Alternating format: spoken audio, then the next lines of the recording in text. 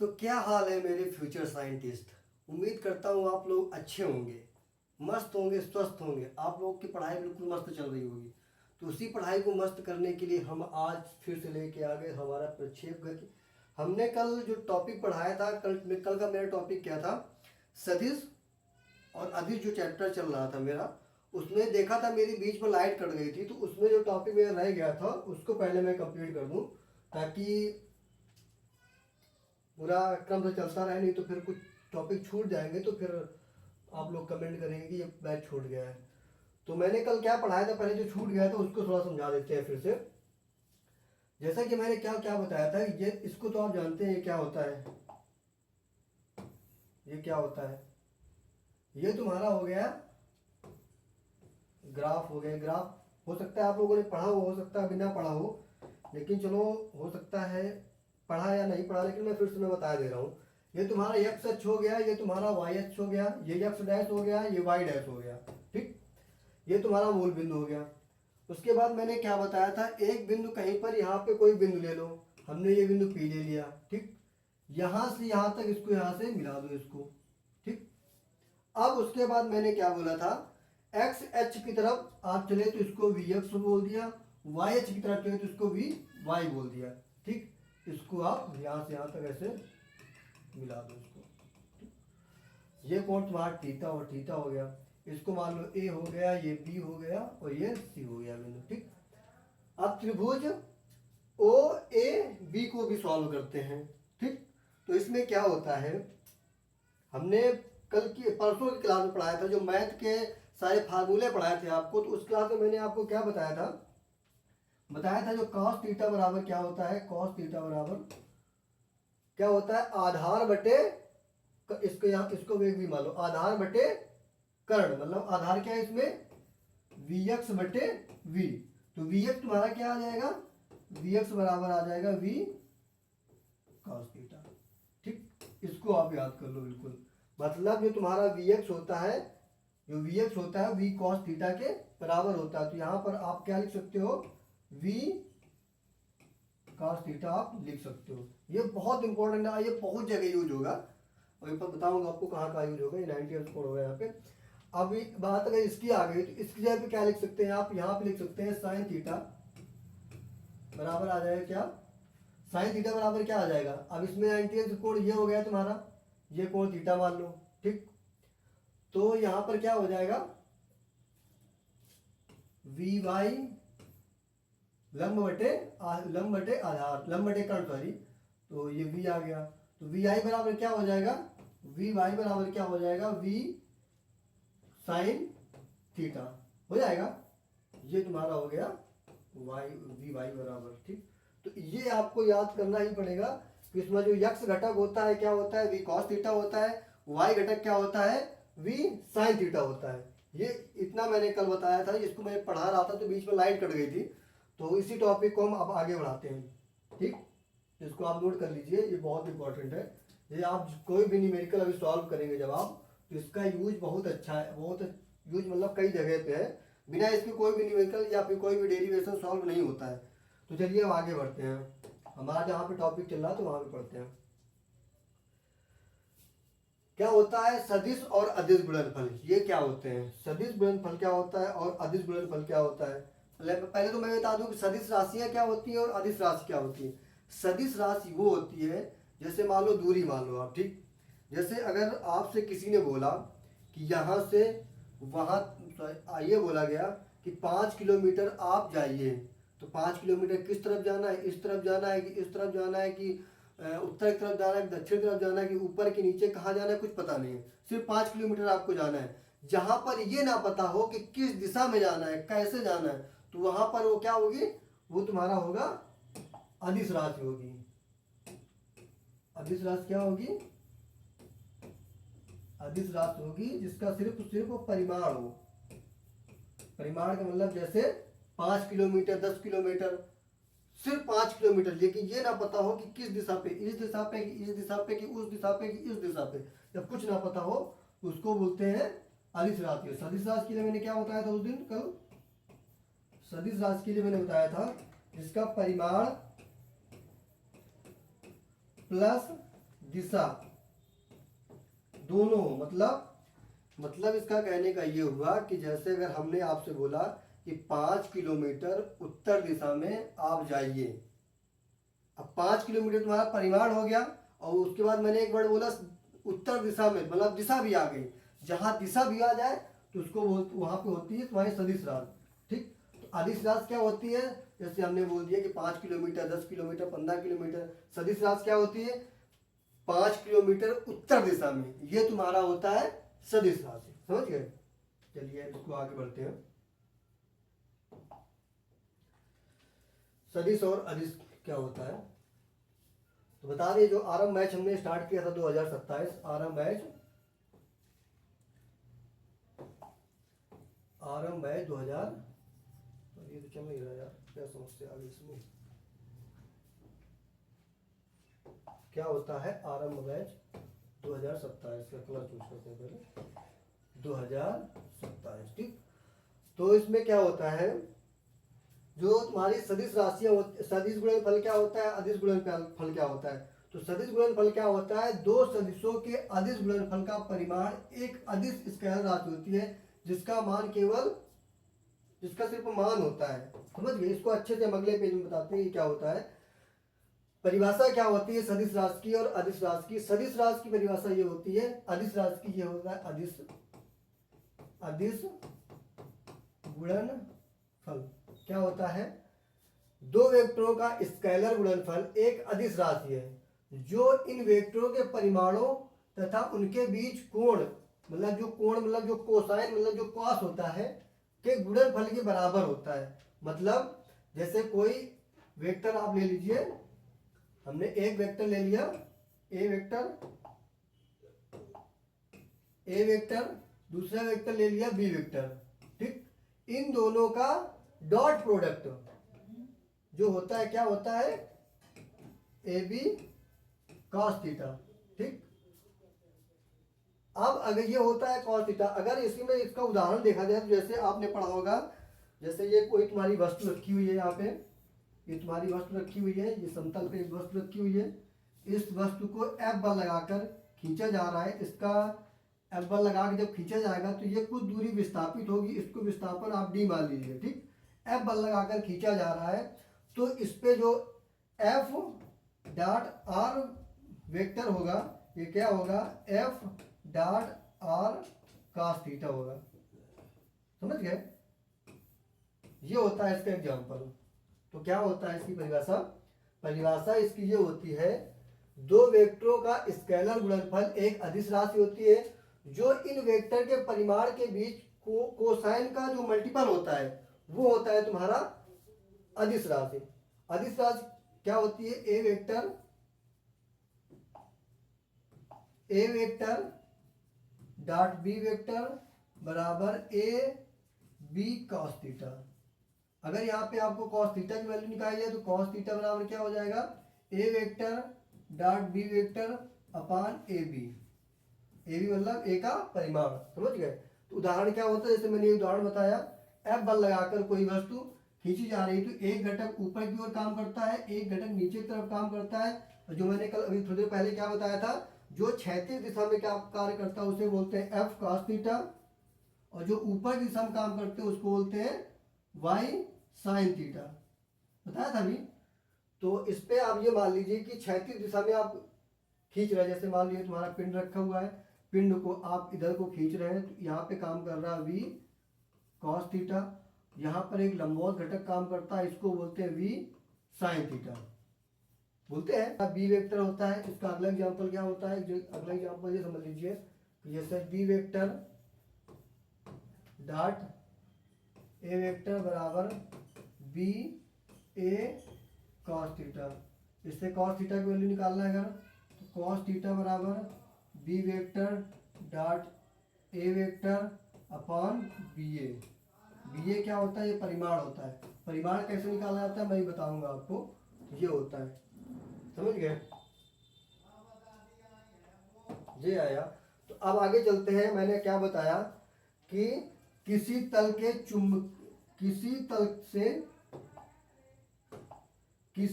से चुंबकीय flux phi इसको फाई बोलते हैं।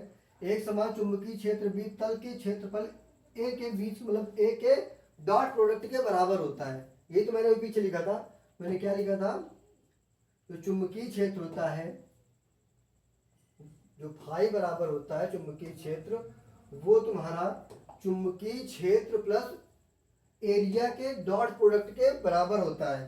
ठीक, अब अगला एग्जांपल इसमें अगर देखा जाए तो क्या होता है, आई बराबर जे इंटू आई, ये तुम्हारा धारा घनत्व जो होता है इसके बराबर होता है। ठीक,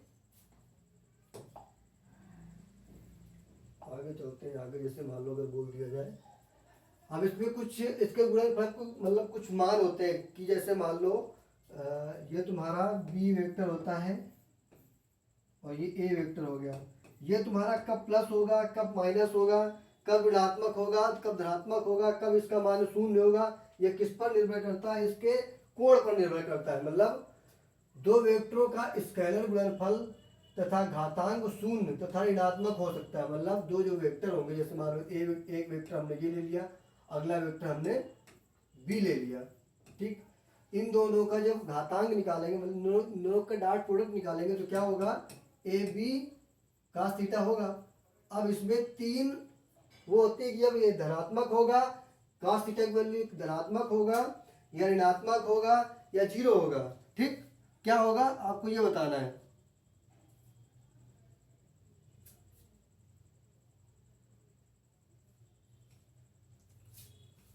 तो क्या होगा इसमें होगा, अब मान लो क्या बोलते हैं, थीटा तुम्हारा न्यून कोण हो, मतलब न्यून कोण का मतलब समझ रहे हैं, थीटा बराबर क्या हो सकता है, हमेशा न्यून कोण का मतलब 90 अंश से हमेशा कम होगा थीटा का मान। ठीक, तो जब ये कम होगा तो क्या होगा कि तुम्हारी वैल्यू तुम्हारी किसमें निकलेगी, हमेशा वैल्यू तुम्हारी धनात्मक निकलेगी। क्या निकलेगी, वैल्यू धनात्मक निकलेगी। उसके बाद अगर थीटा की वैल्यू 90 अंश होगी, ये कैसे निकलेगी समझ में आया आपको, चलो मैं समझा दे रहा हूँ। जैसे क्या लिखा हुआ, जैसे आपको नंबर 1 लिख दिया यहाँ पे, ए वेक्टर, नंबर 1 नहीं लिखा मैं तो फार्मूला हो गया, ए वेक्टर डॉट बी वेक्टर बराबर ए बी कॉस थीटा। ठीक, अब इसमें तीन कंडीशन क्या होती है। नंबर 1 कंडीशन मैंने क्या बताई, अगर थीटा की वैल्यू 90 अंश से कम हो तब क्या प्राप्त होगा।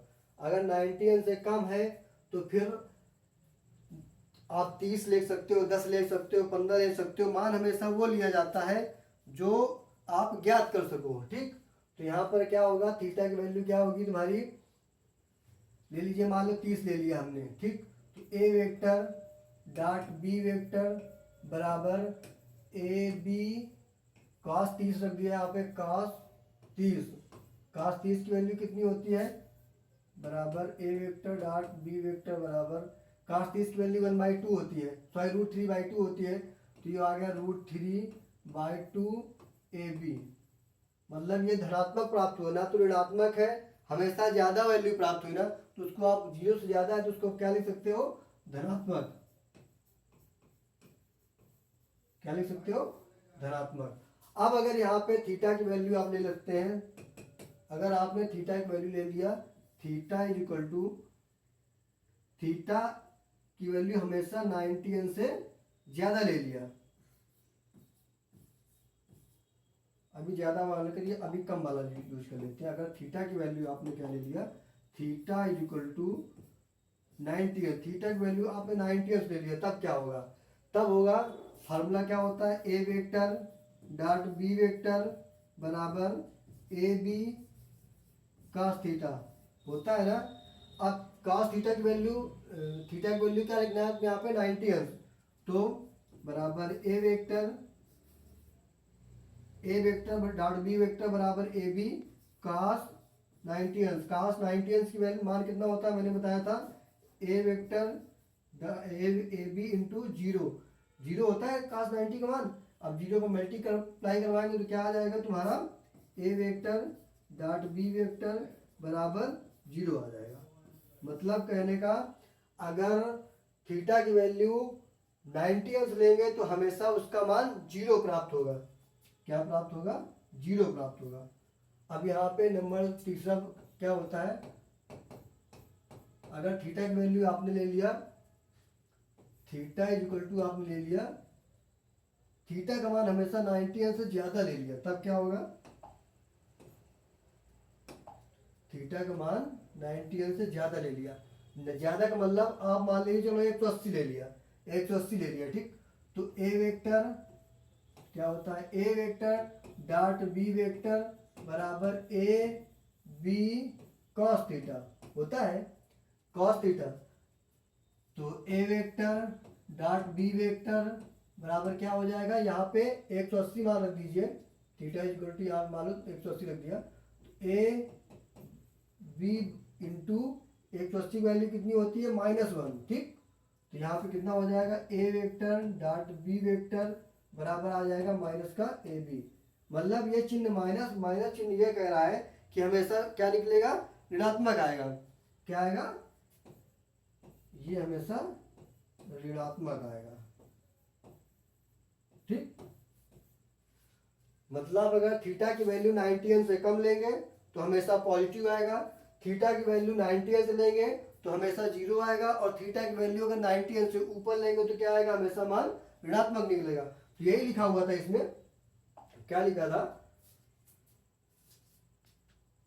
ये लिखा हुआ है, कहाँ पे, ये लिखा हुआ है, अगर थीटा की वैल्यू तुम 90 से कम ले रहे हो तो उसका मान धनात्मक प्राप्त होगा। थीटा की वैल्यू अगर आप 90 से ले रहे हैं तो हमेशा 0 प्राप्त होगा। अगर थीटा की वैल्यू आप 180 या 90 से प्लस लेंगे तो उसका मान हमेशा 0 से बड़ा प्राप्त होगा, ठीक। अब इसके कुछ नियम होते हैं, कुछ नियम और होते हैं इसके, जैसे इसका एक वितरण का नियम होता है। वितरण का नियम मैं आपको समझा दूं, वितरण का नियम क्या होता है, वितरण का नियम क्या होता है, चलिए पेज बता देंगे वाला, कहाँ गया, पहला नियम क्या होता है, नियम,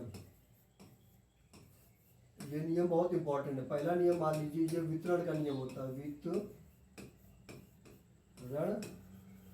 का, ठीक। क्या होता है, मान लो आप ये लिखा है A vector dot A B into B vector into C vector, ये लिखा हुआ प्लस का, ये किसके बराबर होगा, इसको आप ये भी लिख सकते हो, क्या, A vector dot B vector plus का A vector dot C vector, इसको आप ये लिख सकते हो, ठीक। ये वितरण का नियम होता है। दूसरा नियम क्या होता है, आपको देख क्रम से समझा दो ताकि क्रम गड़बड़ ना हो, तो आपको याद भी आ जाएगा। अगला क्या होता है, दूसरा होता है आपका A vector dot B vector, इसको आप ये भी लिख सकते हो B vector dot A vector. मतलब आप A vector dot B vector को B vector dot A vector भी लिख सकते हो, आप समझ गए। ये तो तुम्हारे क्रम वितरण का नियम का पालन करते हुए लिखा हुआ है, देखो तुम्हारा, ठीक।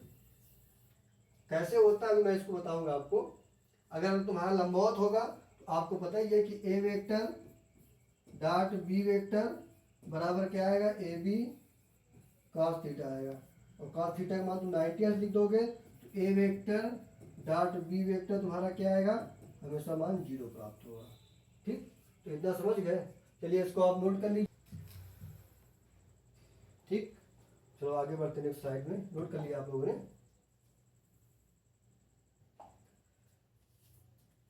कुछ नियम और होते हैं इसके, ठीक, जो इसमें साफ साफ लिखा हुआ है। क्या लिखा है, आई डॉट आई बराबर 0 होता है, जे, सॉरी गलती हो गई यहाँ पे, चलो इसी में समझा देता हूँ। आई डॉट आई हमेशा 0 होता है, ठीक। जे डॉट के बराबर के डॉट आई, मतलब ये तुम्हारे, अगर ये कैसे आया तुम्हारा, जैसे मान लो एक ये होता है, एक ये होता है, एक ये होता है, ये तुम्हारा मूल बिंदु होता है। ये मान लो एक्स, कुछ भी मान लो, इसको मान लो आई मान लो, इसको जे मान लो, इसको के मान लो। मतलब ये क्रम से चले, पहले ये आ जाए, फिर इसके बाद ये आ जाए, इसके बाद ये आ जाए, सिर्फ तुम्हारा पूरा क्रम पे चले। ये तुम्हारा आई हो गया, ये जे हो गया, ये के हो गया। अगर क्रम पे चल रहा, क्या करा, आई और जे उसके बाद क्या है जे और के, उसके बाद क्या है के और आई। तो हमेशा इस हिसाब से मल्टीप्लाई करवाएंगे तो उसका मान हमेशा 0 प्राप्त होगा। अब अगर तुम्हारा आई डॉट आई करेंगे, मतलब आई डॉट आई का मतलब समझ लो कैसे, जैसे तुम्हारा ए वेक्टर डॉट बी वेक्टर क्या होता है तुम्हारा ए बी cos थीटा होता है। अब ये तुम्हारे सारे लंबवत होते हैं, ये तुम्हारा 3D में बना हुआ है। अगर 3D में आप इसको बनाएंगे ऐसे तो सारे लंबवत इसमें बोर्ड में आपको नहीं दिख रहा होगा, ठीक। ये तुम्हारा 3D में बना होता है। तो यहाँ पे क्या होता है, अगर आई आई दोनों हो गया ना, तो आई डॉट आई बराबर क्या हो जाएगा आई इंटू आई, और ये लंबवत हो गया तो कहा 0 हो गया, लंबवत हो गया 90 हो गया।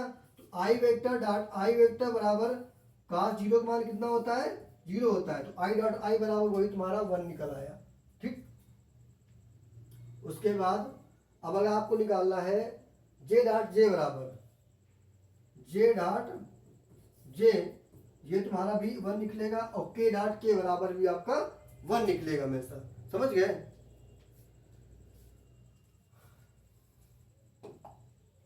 अब इसके बाद आते हैं नेक्स्ट पेज पे। अब इसके बाद आता है सदिश वेक्टर। अभी तो आपने पढ़ा अदिश वेक्टर, अब तुम्हारा ये सदिश वेक्टर क्या होता है। सदिश वेक्टर दो वेक्टरों का, सदिश वेक्टर क्या होता है, दो वेक्टरों का वेक्टर गुणनफल एक सदिश राशि होती है जिसका परिमाण उन दोनों के वेक्टरों के परिमाणों तथा उनके बीच कोण के, कोण मतलब जो साइन होता है कोण के बराबर होता है। मतलब कहने का ए वेक्टर आपने ले लिया, दूसरा वेक्टर ले लिया, बी वेक्टर ले लिया, इन दोनों का सदिश गुणनफल, सदिश का मतलब होता है क्रॉस, अदिश का मतलब होता है डॉट। यहां पे लिख दूं मैं, एक चीज आप समझ लीजिए अच्छे से। अदिश बराबर क्या, अदिश का मतलब क्या होता है, अदिश का मतलब होता है A vector dot B vector बराबर ए बी कॉस थीटा, और उसके बाद सदिश का मतलब क्या होता है, सदिश का मतलब होता है ए वेक्टर क्रॉस, इन दोनों बहुत अंतर आपको बताऊंगा क्या है, बराबर A vector sorry A dot A into sine theta, ये होता है। अगर अदिश की बात कर रहा है तो वहां पे डॉट होगा, और सदिश की बात कर रहा है तो वहां पर हमेशा क्रॉस होगा। तो ये वही इसमें बता रहा है, यहाँ पे क्या कह रहा है कि दो वेक्टरों का सदिश गुणनफल जो होगा, जो सदिश गुणनफल होगा उनके परिमाणों तथा उनके बीच कोण, जो साइन कोण होता है साइन ज्या के गुणनफल के बराबर होता है। मतलब इसका ये होता है कि ए क्रॉस बी बराबर ए बी साइन थीटा, और एन कैप इसमें एक नियतांक लगाया जाता है, ठीक है, जिसमें ए क्या है, ए और बी क्या है, दो वेक्टर हैं, कोण क्या है थीटा क्या है, ए और बी के बीच कोण होता है, ठीक।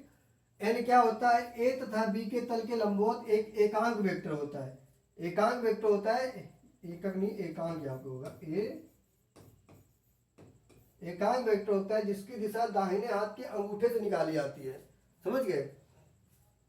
उसके बाद क्या होता है A vector cross B vector, मैंने क्या बताया, बराबर A B sine theta into N cap, समझ गए। उसको भी आप नोट कर लीजिए, मतलब कहने का इसको जो नोट कर लो, सिर्फ और सिर्फ आपको दो तीन चीजें याद करनी है। अगर अदिश की बात करें तो डॉट होगा, अगर सदिश की बात करें तो हमेशा क्रॉस होगा, समझ गए। अब चलते हैं आगे अपने पेज पे। अब जैसे उसमें तुम्हारा क्रम विनिमय का पालन कर रहा था, मतलब A vector dot B vector को आप B vector dot A vector लिख सकते थे ना। ऐसे ही कुछ नियम इसमें भी होते हैं, तो इसमें बताते हैं आपको क्या होता है। पहले तो इसके उदाहरण बता दें, उदाहरण क्या होता है। उदाहरण पहला क्या होता है, पहला उदाहरण स्थिति सदिश आर वेक्टर, स्थिति सदिश आर वेक्टर तथा बल एफ के गुणनफल के बराबर होता है। जो टाउ होता है बल आघूर्ण होता है, बल आघूर्ण होता है, बल आघूर्ण जो होता है टाउ बराबर होता है F R cross F. Cross का मतलब आप समझ रहे हैं, क्रॉस का मतलब ये होता है कि R dot F sine theta हो जाएगा ये, इंटू एन का एफ हो जाएगा तुम्हारा, समझ गए। उसके बाद अगला देखिए संवेग और जो तुम्हारा ये होता है जे बराबर आर क्रॉस पी होता है। अगला वी, वी बराबर वी वेक्टर बराबर होता है omega vector cross R vector. अगला का होता है कोणीय त्वरण जो होता है ए वेक्टर बराबर alpha vector into R vector, समझ गए। इसका स्क्रीनशॉट ले लो आप। ये सारे कुल मिला के निकले कैसे हैं तुम्हारा, निकले इसी फार्मूले से, ए क्रॉस बी वेक्टर बराबर A B sine theta into N का है, ठीक।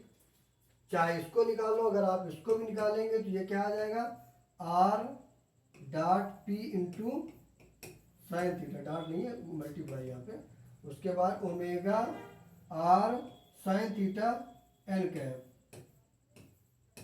इस पे क्या होगा alpha R sine theta into N cap, समझ गए। ये सारा होगा तुम्हारा, तो इसको नोट कर लीजिए आप, ले लिया स्क्रीनशॉट। अगले पेज पे चलते हैं। इसमें होते हैं तुम्हारे कुछ क्रम विनिमय का नियम, इसमें जो होता है क्रम विनिमय का पालन नहीं करते हैं। मतलब कहने का ये, जैसे ये लिखा हुआ है A vector cross R vector बराबर A vector cross B vector बराबर B vector cross A vector नहीं होता है, ये इसके नियम का पालन नहीं करता, ये तुम्हारा नहीं करता। उसमें अभी अदिश वाले में क्या पढ़ रहे थे, अदिश वाले में ये पढ़ रहे थे कि A vector dot B vector बराबर B vector dot A vector ये होता है, हम पढ़ रहे थे इसको, पढ़ रहे थे ना इसको। ये हो गया पहला नियम हो गया। दूसरा नियम इसमें क्या होता है, दूसरा नियम क्या होता है, ये तुम्हारे गुणनफल वितरण का नियम का पालन करते हैं, जैसे उसमें भी कर रहा था तो इसमें भी करता है। क्या होता है, दूसरा नियम क्या होता है, दूसरा नियम A vector cross B vector plus का सी वेक्टर बराबर तुम्हारा क्या होता है, A vector cross B vector plus का ए वेक्टर क्रॉस का सी वेक्टर, ये होता है, ये नियम का पालन करता है। तीसरा नियम क्या होता है, समझ में आ रहा है ना ये, इसका डायरेक्ट ये मान लीजिए कि इसमें मल्टीप्लाई करवा दीजिए, A dot A cross B vector, A cross B vector, इसका मल्टीप्लाई इस पे करवाएंगे तो A vector cross C vector हो जाएगा, ठीक। अगला नियम उसी क्रम के हिसाब से क्या होता है, अगला होता है, हाँ वही होता सिंपल सा, अगर किसी वेक्टर में m का गुणा करवा दिया जाए तो वही तुम्हारा b वेक्टर का गुणा हो जाएगा, समझे। मतलब कहने का a वेक्टर में आपने n का मल्टीप्लाई करवाया और b वेक्टर को ऐसे लिख दिया, उसके बाद जो n होगा तुम्हारा b वेक्टर में भी आ जाएगा, समझ गए। ये भी क्रम विनिमय का पालन करता है। अब उसमें मैंने क्या बताया था, आदिश में मैंने बताया था कि आई डॉट जे बराबर क्या बताया था 0। इसमें क्या होता है, आई क्रॉस जे बराबर के होता है, इसमें जे क्रॉस के बराबर आई होता है, के क्रॉस आई बराबर जे होता है, जे क्रॉस आई बराबर माइनस का के होता है, के क्रॉस जे बराबर आई होता है, आई क्रॉस बी बराबर आई क्रॉस के बराबर माइनस का जे होता है, समझ गए। तो उसको भी आप नोट कर लीजिए। तो ये टॉपिक तो आपका कंप्लीट हो गया, बट ये कुल मिला के आपको बस 2 फार्मूला याद करना है। कौन कौन सा फार्मूला याद करना है आपको, अदिश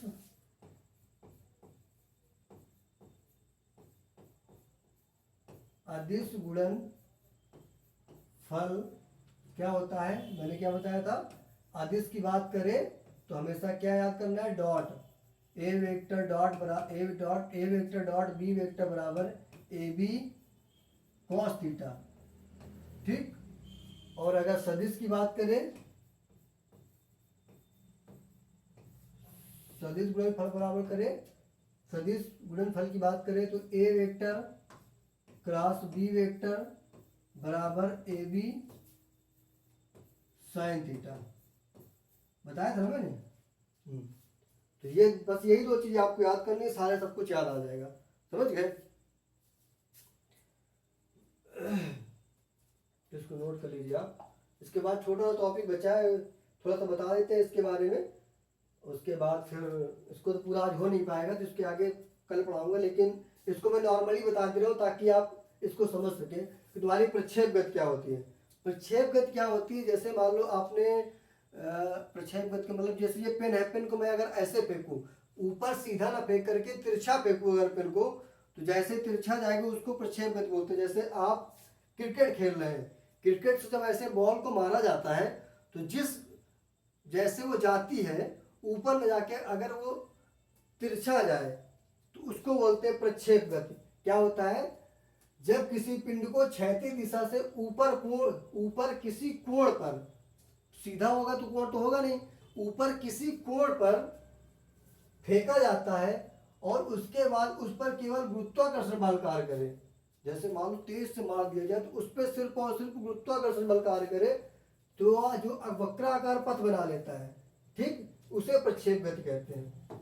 जैसे यहाँ बता दूं, जैसे आप मान लो ये खड़े हैं, आप क्रिकेट खेल रहे हैं, ये हो गए आप, ठीक, आप यहाँ पर ये अपना बैट लिए हुए हैं, ठीक, कला मेरी अच्छी नहीं है फिलहाल, तो आप क्रिकेट खेल रहे हैं, यहाँ आप क्रिकेट खेल रहे हैं और ये यहाँ पे बॉलर ये बॉल फेंक रहा है, यहाँ से ऐसे बॉल आ रही है तुम्हारी तरफ, ठीक, और आपने यहाँ से ऐसे छक्का मारा कि ये तुम्हारी जमीन हो गई, ऐसे छक्का मारा यहाँ से कि गेंद ऐसे ऊपर की तरफ चली गई, ऊपर जाते जाते फिर लास्ट टाइम ऐसे आ जाएगी कि नहीं आ जाएगी। तो यही जो तुम्हारा इसका जो पथ बन गया, ये तुम्हारा जो पथ बन गया, इसी को प्रक्षेप गति कहते हैं, ठीक। तो प्रक्षेप गति हमेशा परवलय आकार होता है, समझ गए। क्या होता है, जैसे इसी बताया मैंने कि प्रक्षेप गति क्या होती है, जब किसी पिंड को प्रारंभिक वेग से ऊर्ध्वाधर दिशा में मतलब किसी कोण पे 90 अंश से छोटे कोण पर फेंका जाए, ठीक, फेंका जाता है तो वह गुरुत्वाकर्षण के प्रभाव के कारण सिर्फ और सिर्फ उसमें गुरुत्वाकर्षण बल लगे, जैसे आपने ऐसे मारा और कोई बल ना लगे, ना कि उस पर किसी से रोका जा रहा हो, सिर्फ गुरुत्वाकर्षण बल लगता है तो उसे प्रक्षेप गति कहते हैं, समझ गए। जैसे इसके एग्जाम्पल क्या होता है, क्रिकेट की गेंद को ऊपर की ओर मारना, अब ऐसे क्रिकेट आप मारेंगे जब गेंद को तो जाकर वो ऊपर तो जाएगी, 90 अंश के कोण पे तो जाएगी नहीं, ऐसे जाएगी सीधा, जब ऐसे जाए किसी ना किसी कोण पे जाएगी तो उसको क्या बोलते हैं, प्रक्षेप गति। जैसे ये देखो मार रहा है बॉलर, ये बॉलर हो गया और ऐसे मार रहा है तो गेंद ऐसे आएगी तुम्हारी, ठीक। उसके बाद पत्थर को तिरछा फेंकना, एक छोटा सा पत्थर ले लो, जैसे मैंने ये ले लिया माइक, ऐसे तिरछा ऐसे फेंकू उसको तो क्या जाएगा, उसी पथ को क्या बोलेंगे प्रक्षेप पथ बोलेंगे उसको। उसके बाद तोप से कोई गोला दाग रहा है, जैसे ये तोप खड़ी है, तोप लगा हुआ है, तो तोप जब ऐसे गोली जाती है तो ये ऐसे ऐसे आकर के ऐसे निकलती है आके, उसी को बोलते हैं प्रक्षेप पथ, समझ गए। अब इसमें दो गतियां होती है प्रक्षेप गति में, इसमें दो गतियां हमेशा होती है, एक होती है क्षैतिज गति और एक होती है ऊर्ध्वाधर गति। क्षैतिज गति क्या होती है, जैसे मान लो यहाँ पे समझा रहा हूँ मैं, ये आपने एक वस्तु ले लिया, उसी इतिहास ही बताता हूँ, ये आपने एक वस्तु, ये यहाँ पर एक आदमी खड़ा है और ये तुम्हारी पथ हो गया, ये यहाँ से कोई बॉलर यहाँ से गेंद फेंक रहा है, ठीक, आपका दोस्त यहाँ से बॉल फेंक रहा है और आप यहाँ पे ये खड़े हैं, यहाँ पर बैट लिया आप खड़े, जब बैट से ऐसे मारेंगे तो वो गेंद ऐसे जाएगी ना, तो एक तुम्हारा ऊपर की तरफ काम करेगा, उसको बोलते हैं ऊर्ध्वाधर घटक, क्या बोलेंगे, ऊर्ध्वाधर घटक, इसको बोले क्या बोलेंगे, क्षैतिज घटक, जो जमीन पे होगा, क्षैतिज घटक, क्या बोलेंगे, क्षैतिज घटक। तो वही इसमें कह रहा है, क्या कह रहा है, समान वेग से जो चलती है उसको क्षैतिज घटक बोलते हैं, ऊर्ध्वाधर ऊपर दिशा में जाती है, उसमें जो ऊपर की तरफ जाती है उसको गुरुत्वाकर्षण बल नीचे की तरफ खींचता है, उसको खींचता है ना, इसी वजह से वो वस्तु ऊपर न जा करके वो परवलयाकार पथ धारण कर लेती है। ऐसे एक क्वेश्चन पूछा गया था, क्या पूछा गया था अभी 2017 में जब मैं इंटर किया था, तब एक क्वेश्चन पूछा गया था कि प्रक्षेप का पथ कैसा होता है। प्रक्षेप का पथ कैसा होता है? तो प्रक्षेप का पथ हमेशा परवलयाकार होता है। कैसा होता है? परवलयाकार होता है। जैसे यहाँ पे तोप जा रही है, तो ये देखो परवलयाकार जो पथ बना, इसी को बोलते हैं प्रक्षेप पथ, परवलयाकार। ये देखो चित्र दिखाया गया है। ये यहाँ पे मान लो आप खड़े हैं, यहाँ पे आपका दोस्त खड़ा हुआ है, वो यहाँ से ऐसे गेंद फेंक रहा है और आपने ऐसे शॉट मारा, ऐसे आ गई यहाँ पे गेंद। ठीक, ये तुम्हारा क्षैतिज हो गया, ये हो गया तुम्हारा ऊर्ध्वाधर घटक हो गया, ऊर्ध्वाधर घटक हो गया ऊपर जाते हुए। तो यहाँ पे जब जैसी गेंद मारेगा तो एकदम से ऊपर जाएगी, तो जैसे ही गुरुत्वाकर्षण बल के कारण वो नीचे की तरफ आएगी तो धीरे धीरे धीरे करके वो नीचे आएगी। एक समय ऐसा आएगा कि यहाँ पर जो उसका वेग होगा वो शून्य हो जाएगा। समझ गए? तो इसका पथ कैसा होता है? परवलयाकार होता है। तो इसको आप नोट कर लीजिए। फिलहाल आप आज यहीं तक रखते हैं। इसके आगे जो 4-5 फार्मूले हैं, बहुत इंपॉर्टेंट फार्मूले हैं, तो फार्मूले मैं कल आपको बताऊंगा। जो फार्मूले निकलेगा इस डेरिवेशन के हिसाब से ही निकलेगा। तो आप इस जो चित्र को आप अच्छे से समझ लेना कि जो पथ कैसा होता है, परवलयाकार होता है। मैं इसको यहाँ से फिर एक बार समझा दे रहा हूँ कि जैसे यहाँ पर ये तुम्हारा तोप खड़ा है, क्या खड़ा है? तोप। यहाँ से ये तोप निकल रही, ये तोप वाली मशीन खड़ी हुई है यहाँ पे ऐसे। ठीक, ये जमीन होगी तुम्हारी और यहाँ से तोप ऐसे जाएगी यहाँ से। ये मान लो यहाँ से एक गन निकली, तोप निकली ऐसे आकर आकर आकर यहाँ पर दागना है। ठीक, यहाँ पर आएगी। तो ये तुम्हारा जो पथ हुआ, एक घटक ऊर्ध्वाधर होगा, एक तुम्हारा क्षैतिज होगा, तो इसको क्या बोलेंगे? क्षैतिज घटक, क्षैतिज घटक। इसको क्या बोलेंगे? ऊर्ध्वाधर घटक, ऊर्ध्वाधर घटक बोलेंगे। यहाँ पे वेग जो होगा बहुत तेज होगा, मतलब वेग स्पीड बहुत तेज से यहाँ से ऐसे जाएगी और यहाँ पर आकर वेग शून्य हो जाएगा। समझ गए? इतना आप समझ लीजिए। अभी मैंने कल क्या बताया था, ये तुम्हारा कौन सा पक्ष होता है? इसको बोलते हैं वी साइन थीटा, इसको क्या बोलते हैं? V cos theta. इसका भी जो काम फार्मूला जब निकालेंगे ना, तो इसका बहुत ज़्यादा इस्तेमाल होगा। तो इसको क्या बोलते हैं? वी वाई, इसको बोलते हैं वी एक्स। ठीक है, इसको आप यहीं तक रखिए, इसके आगे मैं कल को आता हूँ आपको। ठीक है, तो इसको आप नोट कर लीजिए, स्क्रीनशॉट ले लीजिए और इसके आगे मैं कल पढ़ाता हूँ आपको। प्रक्षेप गति इसके आगे मैं कल आपको पढ़ाऊँगा।